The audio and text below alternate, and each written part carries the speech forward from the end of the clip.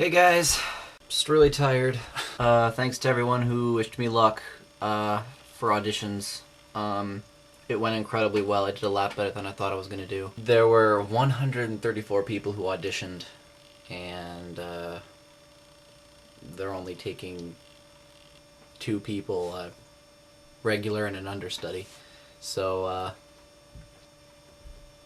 haven't gotten called back yet, but keep my fingers crossed. I'm telling you, there's nothing like going to an audition for a play or a musical. There's just so many bizarre, weird people in the room with you just waiting. All these weird characters. Though I gotta say, I've never seen so many redheads in the same room at the same time. So that kinda made up for everything. By the way, if you are the redhead in the white dress who was behind me in line, hey, my name's Steve. Call me sometime. So yeah, that's about it. I'm gonna get to bed. Except, one more thing. Star Trek opens tonight.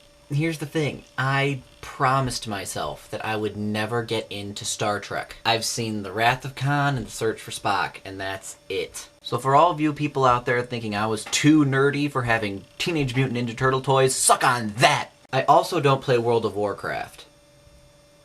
So I'm not that bad. Leave me alone. But yeah, I promised myself I would never get into Star Trek. Leave it to J.J. Abrams, Zachary Quinto, and Simon Pegg to change my mind. This movie looks kick-ass. So I'm not seeing it at the midnight show, because I'll be surrounded by all these techies with Spock ears and, Vulcaning everybody, and with, the little things and stuff. And I don't know that. I don't know anything about Star Trek. And I know if I go in, and I just kind of like some guy who thought the movie looked cool, I'm going to be shunned, beaten up, and killed by a bunch of Star Trek nerds. And really, that's the worst way to go. Speaking of Star Trek, okay, so you know how sometimes cereal boxes have free prizes in the box? And on the cover, they always have something really cool, like, a Joker bobblehead from The Dark Knight. And then you flip the box around, and there's like a billion different bobbleheads you could get, and you always end up getting, like, Maggie Gyllenhaal. Like, I've never gotten the cool prize in the box. But anyway, there I was eating some Lucky Charms. Not my favorite. And I saw on the front of the box, hey, you could get these little Star Trek flashlights, and you could get one from Starfleet or something like that, or you could get all these other crappy ones that nobody really wants, but we need diversity. I'm sitting there and I'm like, man, I'm gonna get this really dumb looking black thing, and it's just gonna be retarded, and I'm just gonna have to throw it out. Nay, my friends, I got the actual Starfleet light.